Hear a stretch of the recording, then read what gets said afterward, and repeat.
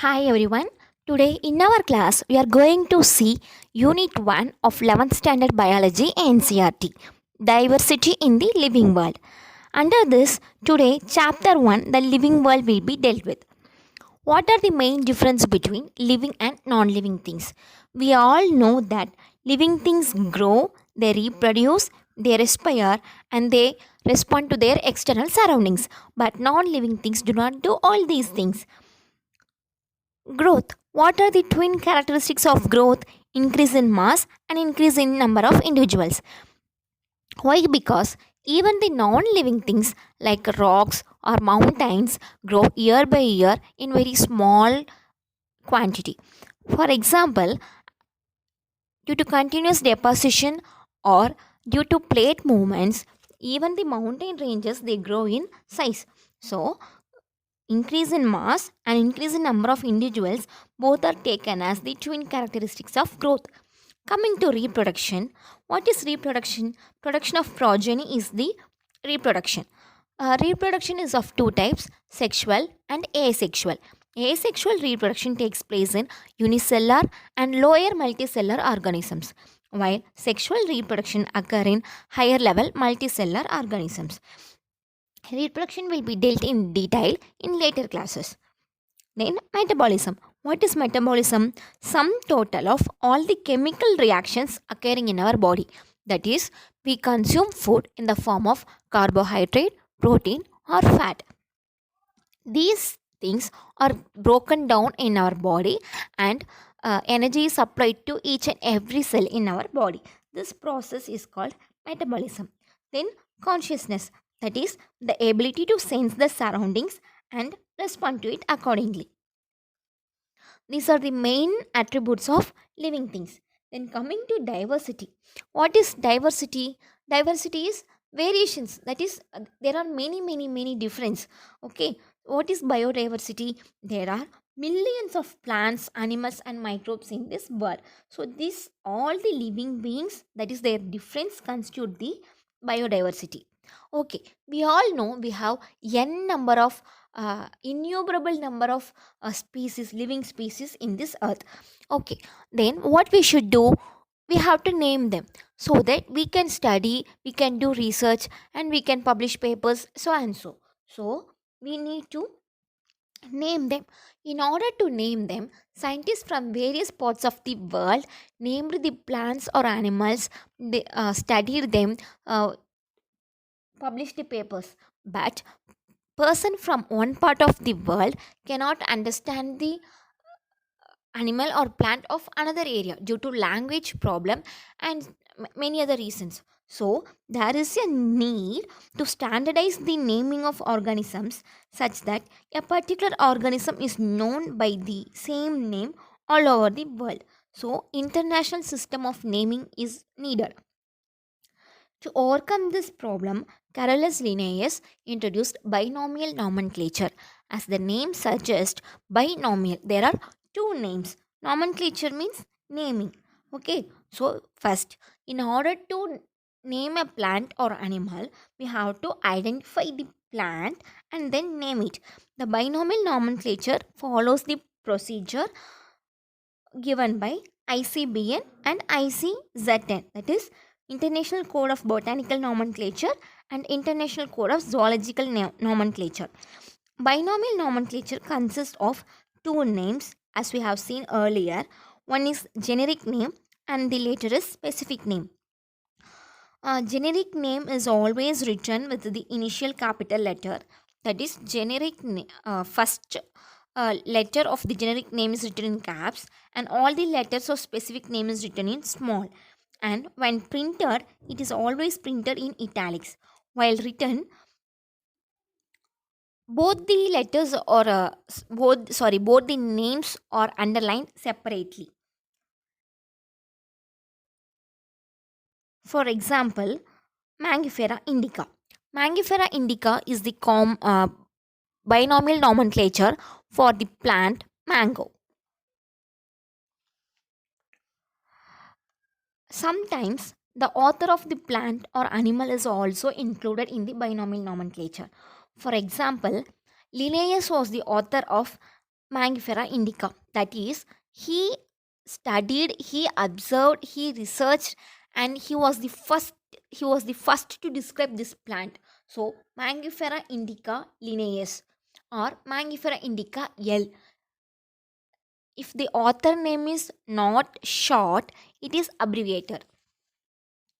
Okay, now we have identified the plant, we have named it. Then what is the next step? We have to classify them, because one cannot study or one cannot research all the plants one by one. So there is a need for classification. So we have to categorize the living beings. The each and every category is called taxa. For example, plant is a taxa, amphibian is a taxa, animal is a taxa, reptile is a taxa, bird is a taxa. So each and category is generally said as taxa. Linnaeus wrote his book Systema Naturae. That is, he systematically arranged, classified, named the plants that occur in nature. So, systematics deal with diversities and relationships among the living beings. Then, what are the taxonomic categories given by Linnaeus? Kingdom, phylum or division, class, order, family, genus, and species. Kingdom, we all know there are two kingdoms, plant kingdom and animal kingdom. What is phylum and division? Second category is phylum and division.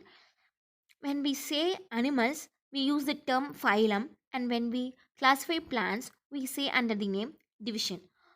For example, if we take animal kingdom, there are many things, vertebrates, annelida, mollusca, so and so. We'll be dealing in later classes detailing. So, if we take the phylum Vertebrata, there are many classes under it. For example, what are vertebrates? Those who have backbone are said as vertebrates. Mammals, birds, reptiles, and even amphibians. Most of the amphibians are vertebrates. So, after phylum, next comes class. For example, kingdom Animalia, phylum Vertebrata, class Mammalia. What are mammals? That give birth to young ones are called as mammals. Under mammals, next taxa is order. Under mammalia, if we take carnivore, what are carnivores? Those are those feed on other animals for their food are carnivores. For example, under carnivora, we have Felidae and Cancidae. Under order, next comes family. For plants, vegetative and reproductive characters are taken as the basis of classification under family. For example, under family Solanaceae, Datura and Solanum are kept. Next comes genus. We all know genus name and a specific name. These are included in the binomial nomenclature. For example, under Solanum, under the genus Solanum, there are many species: Solanum tuberosum, Solanum nigrum, Solanum melangina. Under the genus Panthera, there are many species: Panthera tigris, Panthera leo. These are taken as examples. And under genus, next comes species. What is species? Species is the basic unit of classification, and individuals of same species can interbreed among themselves. For example, human being can breed with another human being. A dog can mate with another dog only. So, uh, living beings of same species interbreed among themselves, and they cannot interbreed among other species. While in genus, under a single genus, there are many species. Next comes family. Under one family, there are many genus. Next order. Under one order, there are many families. Next class. Under one class, there are many orders. Next phylum or division. Under one phylum or division, there are many classes. Next comes kingdom. Under kingdom, there are many phylums and divisions. What are those kingdoms? Kingdom Plantae and Kingdom Animalia. This is two kingdom classification, and there is five kingdom classification also. We will be dealing with all these things in the later classes. After classification, now we are going to see taxonomical aids. What are the taxonomical aids? These are the tools which help us in easily identifying, understanding the plants and animals. First one is herbarium. We all know in herbarium we have dried and preserved plant specimens. There will be its vernacular name, botanical name, author of the plant, then a complete description about the plant.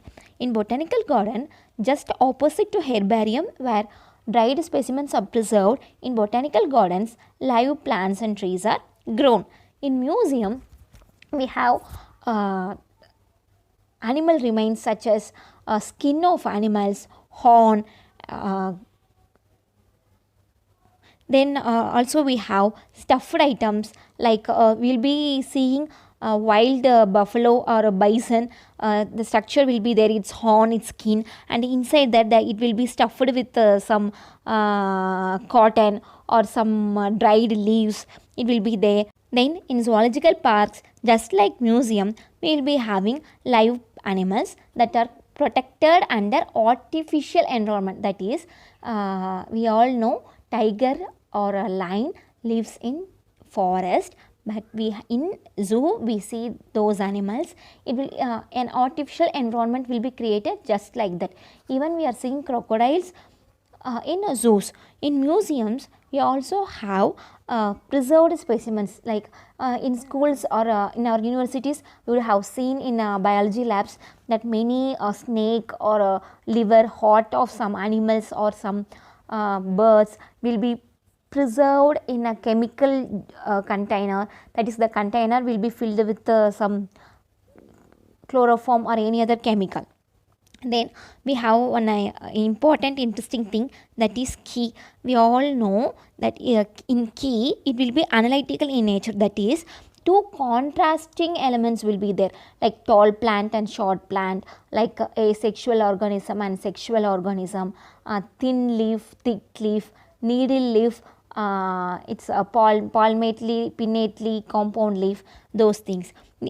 Keys are used for analytical purposes, and apart from these things we also have flora, manual, monograph and catalogs. These are the taxonomical aids. Hope you find this video useful. If you like our video, do share, comment and subscribe our channel. Please like our video. Thank you.